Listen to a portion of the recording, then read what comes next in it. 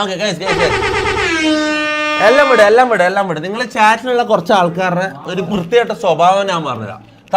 Members തമ്മിൽ തല്ലിക്കാൻ വേണ്ടിട്ട് നിങ്ങൾ ഓരോ എടാ മോനെ നിങ്ങളൊന്ന് അപ്പുറത്ത് പോകും, എനിക്കൊന്ന് സംസാരിക്കാനുണ്ട്, എനിക്ക് സീരിയസ് ആയിട്ടുള്ള കാര്യമാണ് സംസാരിക്കുന്നത്. മെമ്പേഴ്സ് തമ്മിൽ തല്ലിക്കാൻ വേണ്ടിട്ട് നിങ്ങൾ ഓരോ പരിപാടിയും കൊണ്ടിറങ്ങും, മനസ്സിലാവും. ഇത് ഓൻ്റെ സൈന് കുറേ ഇടും, ഇവന്റെ കുറെ സൈൻ ഇടും, ഇവൻ നല്ലതാണ് ഓൻ മോശമാണ്, ഇവൻ മോശമാണ് ഓൻ നല്ലതാണ്, ഇങ്ങനെ അങ്ങോട്ടും ഇങ്ങോട്ടും ഇതാക്കിയിട്ട് തമ്മിൽ തല്ലിക്കാനുള്ള പരിപാടി ഉണ്ട്, മനസ്സിലാവും. പിന്നെ ഇത് നിർത്തണം. രണ്ടാമത്തെ കാര്യം, ഇപ്പൊ ഞാൻ ലൈവ് ചെയ്യുന്നു, റാംബോ ലൈവ് ചെയ്യുന്നു, ഷമീർ ലൈവ് ചെയ്യുന്നു, കുര്യന് വരും, ജാസി വരും. ഞാൻ പറയുന്നത് ആര് ലൈവ് ചെയ്യുകയാണെങ്കിലും വേറൊരാളെ പേര് പോയിട്ട് ഇപ്പൊ എന്റെ പേര് പോയിട്ട് ഷമീറിന്റെ ലൈവിൽ പോയിട്ട് സ്പാം ചെയ്യരുത്. എന്റെ മറ്റേ തൊപ്പിന്റെ സൈനുള്ള നീല തൊപ്പി എന്ന് പറഞ്ഞിട്ട് കുറെ എണ്ണം ഇറങ്ങിയിട്ടുണ്ട്. റാംബോന്റെ സ്ട്രീമിലും പോയിട്ട് സ്പാം ചെയ്യുക. പിന്നെ കിങ്ങിന്റെ സൈന് പോയിട്ട് റാംബോന്റെ ഷമീറിന്റെ കിങ്ങിന്റെ സിമ്പിൾ കൊണ്ട് പോയിട്ട് റാംബോന്റെ സ്ട്രീമിൽ സ്പാം ചെയ്യുക. ഈ പരിപാടി നടക്കൂല. അവരവരുതായ ഇതിൽ അവരവരുതായ കാര്യങ്ങൾ സ്പാം ചെയ്യുക. അങ്ങോട്ടും ഇങ്ങോട്ടും ഇവർ തമ്മിൽ നിങ്ങളെ അടി ഉണ്ടാക്കരുത്, മനസ്സിലാവും. എല്ലാവർക്കും ഈക്വൽ റെസ്പെക്ട് കൊടുക്കുക. അങ്ങനെയാണെങ്കിൽ മാത്രമേ നമ്മളെ ഗ്യാങ് മുന്നോട്ടേക്ക് പോകും, മനസ്സിലാവും. നോക്കണ ഓക്കെ ഞാനൊന്നും മിണ്ടുന്നില്ല, ഞാൻ മിണ്ടാണ്ടിരിക്കാം. നീ പറ നീയല്ലേ ചാറ്റിൽ ടൈപ്പ് ചെയ്യുന്ന ഒരുത്തൻ, നീ പറ.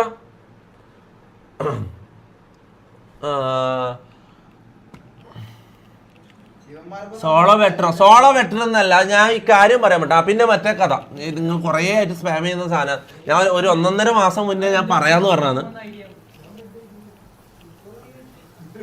എടാ ഒരു 5 മിനിറ്റ് ഒന്ന് എനിക്ക് വളരെ ഇമ്പോർട്ടൻ്റ് ആയിട്ടുള്ള ഒരു കാര്യം പറയാം.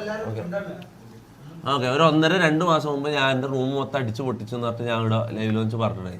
എന്നിട്ട് അത് പിന്നെ അതിൻ്റെ സ്റ്റോറി എന്താണെന്നുള്ളത് ഞാൻ പിന്നെ പറയാമെന്ന് ഞാൻ നിങ്ങളോട് പറഞ്ഞിട്ടുണ്ടായിരുന്നു. ഞാൻ ഇത്രയും കാലം ഞാൻ പറയാൻ റെഡി ആയിരുന്നില്ല, അതുകൊണ്ട് ഞാൻ പറയേണ്ടതാണ്. ഇപ്പം ഞാൻ റെഡി ആയി എന്നൊക്കെ തോന്നില്ല, എന്നാലും ചില ഞാൻ പറയാം. ഓക്കെ ഞാൻ കാര്യം പറയാം. ആളെ പേരൊന്നും ഞാൻ ഒരിക്കലും പറയില്ല, ചത്താലും ഞാൻ പറയില്ല, അത് ഞാൻ കൊടുത്ത വാക്കാണ്. ആളെ പേരൊന്നും എന്നോട് ചോദിക്കരുത്. ഓക്കെ ഞാൻ പറയാം.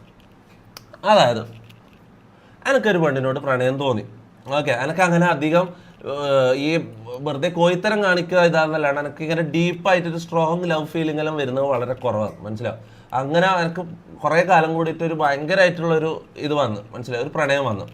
ഓക്കെ നമ്മൾ സംസാരിക്കുമായിരുന്നു. ഓക്കെ അവൾക്ക് എന്നോട് എങ്ങനെയാണെന്ന് എനിക്ക് അറിയില്ലായിരുന്നു. ഓക്കെ അങ്ങനെ ഞാൻ സംസാരിച്ച് കുറേ ദിവസം കഴിഞ്ഞ് ഞാൻ കുറച്ച് കാലം കഴിഞ്ഞപ്പോൾ ഇവളെ പ്രപ്പോസ് ചെയ്തു. ഓക്കെ അതായത് ഈ പ്രപ്പോസൽ എന്ന് പറഞ്ഞാൽ എനിക്ക് ഈ പ്രേമിച്ച് നടക്കലോ ഇങ്ങനത്തെ സാധനത്തിലോ എനിക്കിപ്പം ഇനി അങ്ങോട്ട് അങ്ങനെ പ്രേമിച്ച് നടക്കുന്ന പരിപാടിക്ക് ഞാനില്ല, അത് ഞാൻ ഉറപ്പ് തരാം നിങ്ങൾക്ക്. ഞാൻ നാളെ എനിക്ക് ഇതാൻ്റെ പുതിയ ഗേൾ ഫ്രണ്ട് എന്ന് പറഞ്ഞിട്ട് ഒരാളെ കൊണ്ടുവന്ന് അവളായിട്ട് പ്രേമിച്ച് നടക്കാൻ എനിക്ക് അതിന് താല്പര്യമില്ല. ഞാൻ അവളോട് ഡയറക്റ്റായിട്ട് ഞാൻ കാര്യം ചോദിച്ച് ഞാൻ ഒരു പ്രപ്പോസലായിട്ട് വീട്ടിലേക്ക് വരട്ടെ എന്ന് ഞാൻ ചോദിച്ചു. ഓക്കെ അതായത് പാരൻസിനോട് ഡയറക്റ്റ് സംസാരിച്ച് കല്യാണം എന്നുള്ള ഡയറക്റ്റിന് പ്രേമിച്ച് നടക്കൽ ആ പരിപാടിക്ക് എനിക്ക് താല്പര്യമില്ല, മനസ്സിലാവും. അപ്പോൾ ഞാൻ ചോദിച്ച് കല്യാണം കഴിക്കാമോ എന്നുള്ള കാര്യം ഞാൻ ഡയറക്റ്റ് തുറന്ന് ചോദിച്ചു അവളോട്. സംഭവം എന്ന് വെച്ചാൽ ഓള് ഹിന്ദുവാണ്, ഞാൻ മുസ്ലിമാണ്.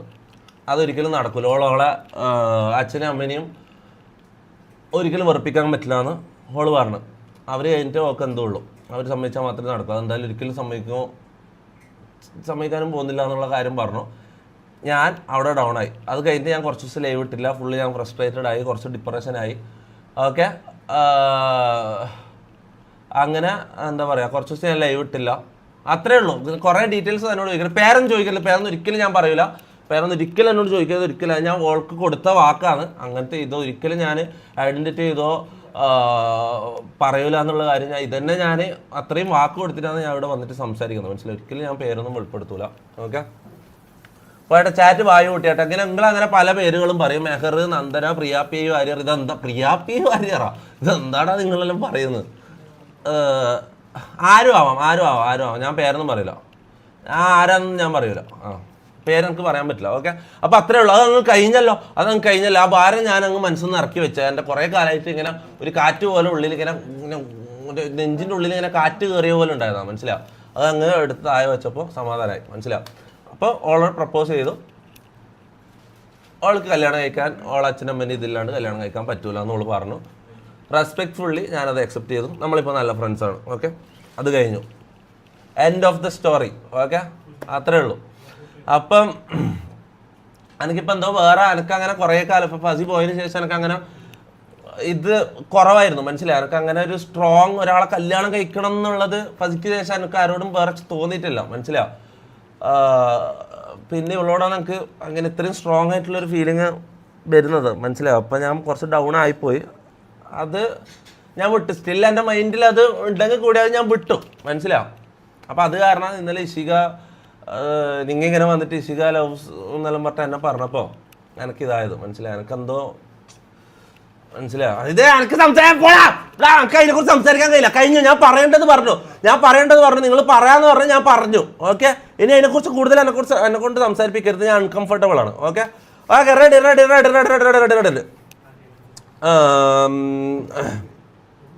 17 Pro Max. എന്ത് 17 Pro Max? എനിക്കറിയില്ല ഒരു 17 Pro Maxൻ്റെയും കഥ. നിങ്ങൾ എന്തല്ലോ പറയും, ഇങ്ങനെ ആടി ഇരുന്നിട്ട് എന്തല്ലോ ഹണി റോസോ ജാൻമണി. നിൻ്റെ ഒരാൾ ഒരു ഇമോഷണലായിട്ട് അത്രയും ജീവിതത്തിൽ അത്രയും ഇതുള്ള കാര്യം വന്ന് പറയുമ്പോൾ നിങ്ങൾക്ക് എന്തൊരു മനസ്സാണെന്നറിയാം. നിങ്ങൾക്ക് എന്തൊരു മനസ്സാണ്.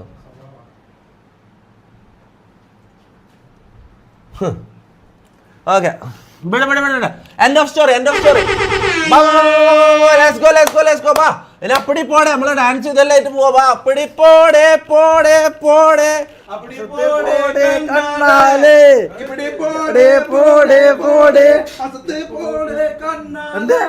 എന്താ നിന്റെ കണ്ണല് ഇങ്ങനെ ചോന്നിട്ട് മറ്റേ കള്ളുടിച്ച പോലെ ഉള്ള ഇതിനെ കാണാന്.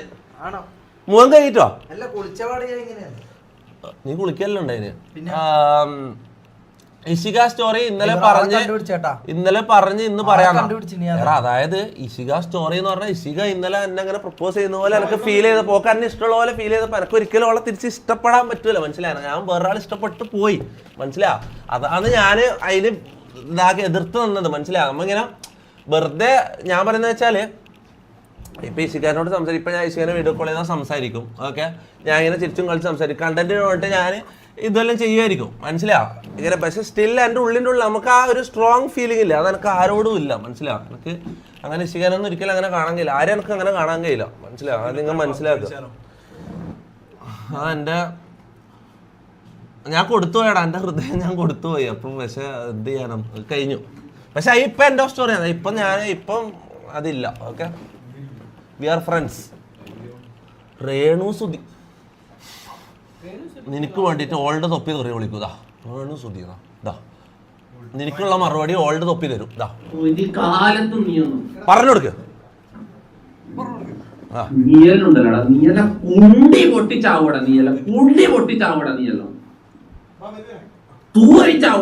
അള്ളാണ് മുത്തേ, ഞാൻ അള്ളാണ് മുത്തേ, അള്ളാണ് ഈ നോക്കിക്കോ, അള്ളാണ് മുത്തേ. ഇനി ഇതാക്കുന്ന ഞാൻ തെറി വിളിക്കൂല. ഞാൻ ഓൾഡ് തൊപ്പിനെ കൊണ്ട് തെറി വിളിപ്പിക്കും, അല്ലെങ്കിൽ സായിപ്പിനെ കൊണ്ട് തെറി വിളിപ്പിക്കും. ഇനി അപരാധം വന്നിട്ട് ഇവിടെ പറഞ്ഞു തരാം. എന്താണ് അനൗൺസ്മെന്റ്?